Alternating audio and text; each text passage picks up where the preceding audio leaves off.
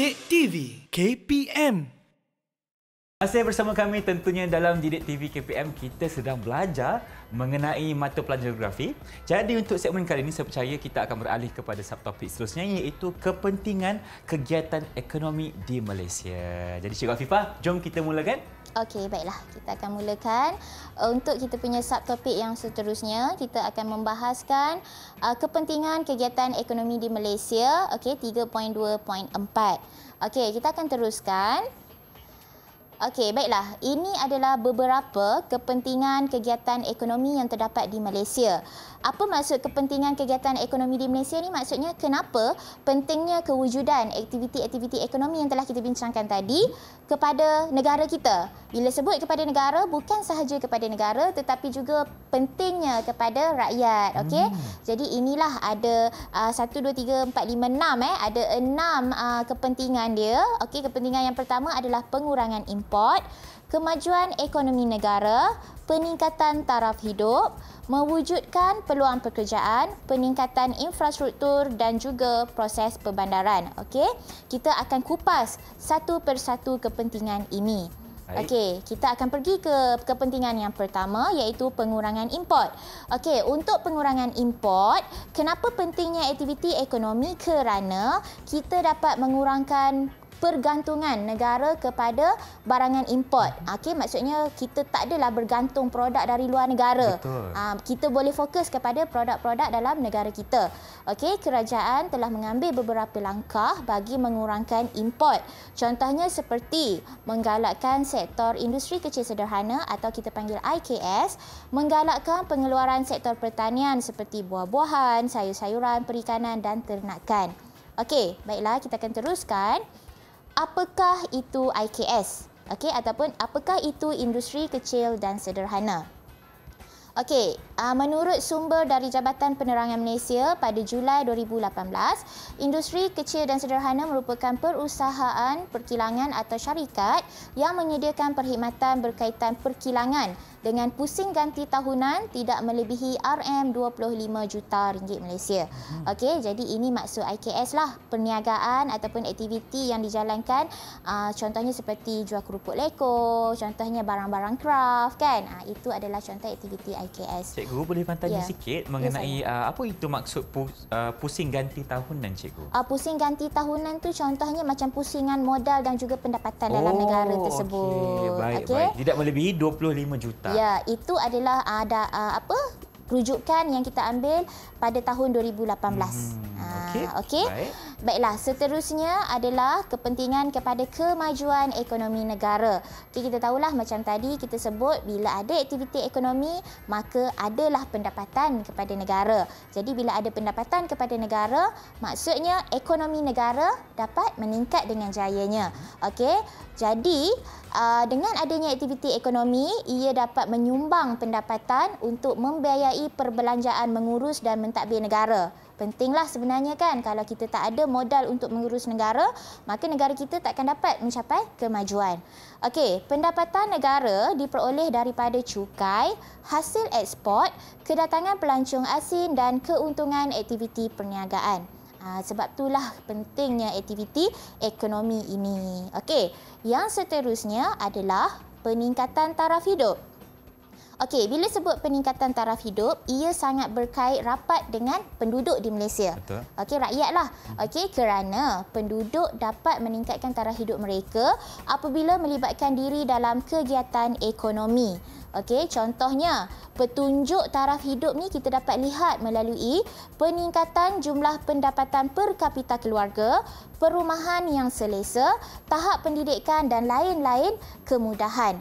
Okey, kita bayangkan jika seorang penduduk itu mampu bekerja ataupun melibatkan diri dalam mana-mana aktiviti ekonomi, maka dia mampu untuk memenuhi keperluan asas untuk diri dia ataupun untuk diri keluarga. Contohnya membeli makanan, okey, membeli pakaian, memiliki rumah, tempat tinggal, okey. Itu maksudnya peningkatan taraf hidup. Okey, kita akan teruskan. Okey, kepentingan yang seterusnya adalah mewujudkan peluang pekerjaan. Dengan adanya pelbagai aktiviti ekonomi, maka Kepelbagaian aktiviti ekonomi tersebut dapat menyediakan pelbagai peluang pekerjaan yang boleh menyebabkan kadar pengangguran di Malaysia berkurang.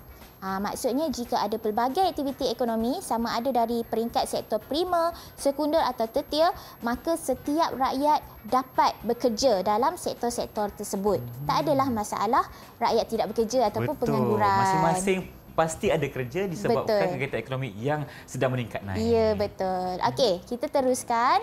Okey, seterusnya adalah peningkatan infrastruktur.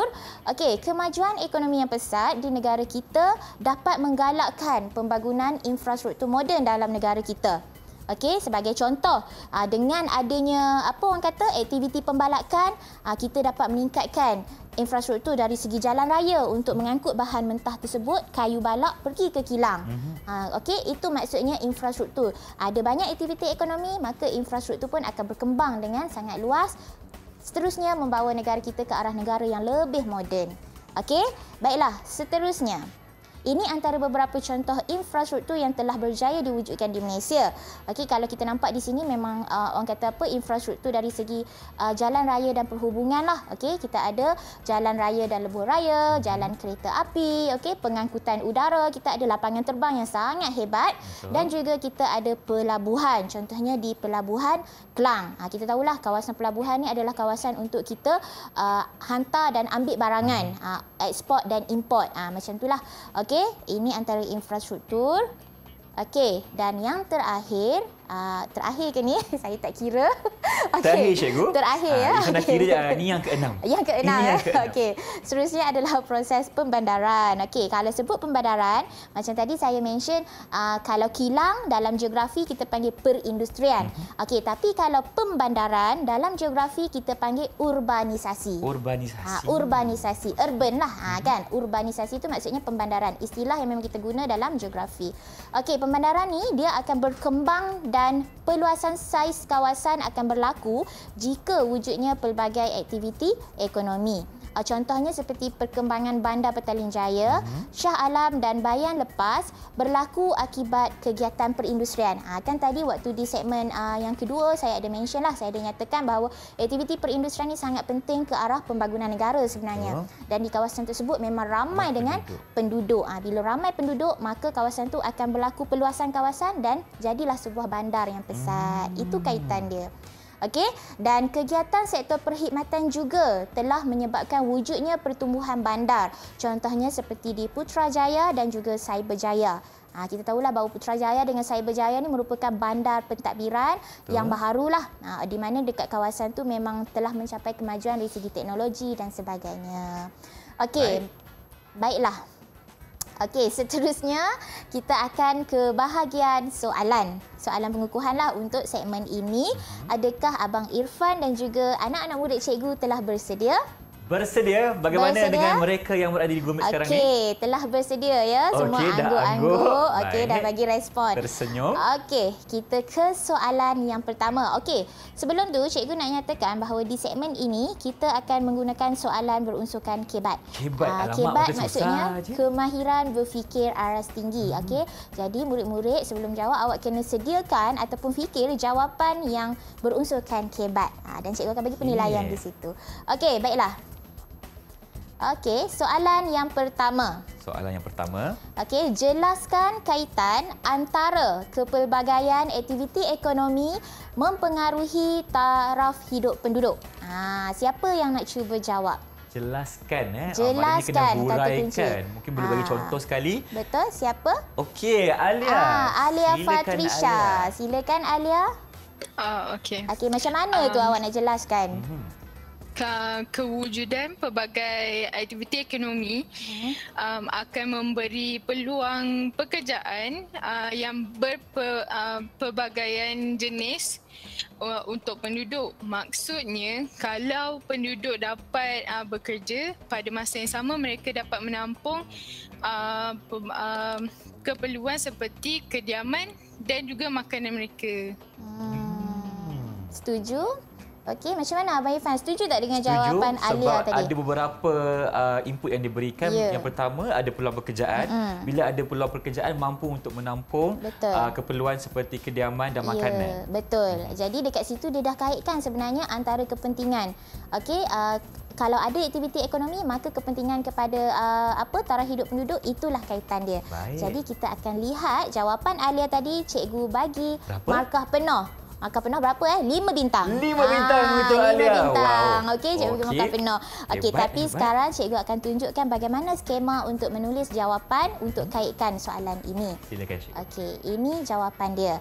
Aktiviti ekonomi akan menyediakan pelbagai peluang pekerjaan kepada penduduk, seterusnya dapat membantu meningkatkan taraf hidup dalam ataupun di sesebuah kawasan. Cikgu ada highlight kan dengan perkataan berwarna merah.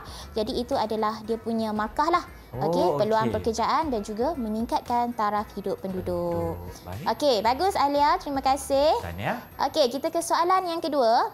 Okey, mengapakah kewujudan aktiviti ekonomi membawa kepada pembangunan infrastruktur jalan raya dan lebuh raya? Siapa nak cuba jawab untuk soalan dua? Mengapa? Mengapa? Dia punya kata kunci soalan dia mengapa? Silakan Amirah Dayana. Amirah Dayana, okey. Infrastruktur seperti jalan raya dan lebuh raya amat penting untuk membawa bahan mentah ke kilang. Setelah produk dihasilkan, produk tersebut akan dihantar ke pasaran untuk dijual. Selain itu cikgu, pembangunan jalan raya amat penting untuk aktiviti pelancongan kerana dengan wujudnya jalan raya, pelancongan dapat ke mana-mana sahaja dengan mudah. Betul kan cikgu? Betul. Betul tak cikgu ditanya tu? Betul tak cikgu? Betul tu. Betul. Okey, Amirah dia bagi jawapan yang sangat excellent lah. Sebab dia berjaya mengaitkan beberapa jenis aktiviti ekonomi, contohnya pelancongan tadi kan. Kenapa pelancongan tu membawa penggunaan kepada infrastruktur jalan raya dan lebuh raya? Sebab pelancong dapat pergi ke mana-mana dengan mudah. Okey, itu kaitan yang Amirah berjaya kaitkan untuk soalan ini. Okey, tahniah Amirah, cikgu bagi 5 bintang 5 juga. bintang untuk jawapan yang sangat-sangat hebat tadi. 5 bintang. Tahniah. Okey, berikan tepukan untuk Amirah. Betul. Okey. Ada tak lagi soalan ni? Ada lagi satu soalan. Baik. Okey, soalan yang terakhir. Ini contoh jawapan Kerana pembinaan jalan raya dan lebuh raya dapat mengangkut bahan mentah. Okey, bahan mentah tu kata kunci dia, ke tempat memproses produk, seterusnya membawa produk tersebut ke tempat untuk dijual. Jadi yang perkataan berwarna merah itu adalah markah. Okey, baiklah. Kita akan teruskan ke soalan yang ketiga. Jelaskan kepentingan aktiviti ekonomi pembalakan terhadap kemajuan ekonomi negara. Siapa nak cuba? Okey, kita jemput Muhammad Kalish bin Muhammad Osnizam. Silakan Kalish. Okey, baik cikgu. Aktiviti pembalakan sangat penting kerana pelbagai produk kayu yang bernilai tinggi dapat mendapat permintaan pembeli daripada dalam dan luar negara. Oleh itu cikgu, aktiviti jual beli produk kayu akan menyebabkan wujudnya pertukaran mata wang asing yang sekaligus akan meningkatkan pendapatan negara. Betul. Okey, Kalish dia mengaitkanlah aktiviti pembalakan tu ke arah meningkatkan pendapatan negara dari segi penghasilan produk-produk. Sebab kita tahulah produk pembalakan ni dia menghasilkan produk kayu. Produk kayu ni memang mahal lah dan mendapat permintaan yang tinggi dalam kalangan pembeli. Okey. Okey, ini contoh jawapan. Okey. Hasil pembalakan seperti perabot kayu jati mempunyai nilai yang tinggi dan dapat dijual secara ekspor ke luar negara kerana ia mendapat permintaan yang tinggi dalam kalangan pembeli. Okey, jadi yang warna merah itu adalah markah untuk jawapan dia lah. Okey. Baiklah. Jadi berapa bintang untuk Kalish, cikgu? Okey, untuk Kalish, cikgu bagi 5 bintang 5 juga. 5 bintang juga. Nampaknya ketiga-tiga murid cikgu pada hari ini untuk segmen ini memang sangat-sangat cemerlang. Sangat cemerlang. Wow, Bagus. tahniah kami ucapkan. Baik. Apa kata sekarang ni cikgu, kita berhenti berehat seketika boleh? Boleh. Jadi jangan ke mana-mana, teruskan bersama kami tentunya dalam Didik TV KPM untuk mata pelajaran Geografi. Didik TV KPM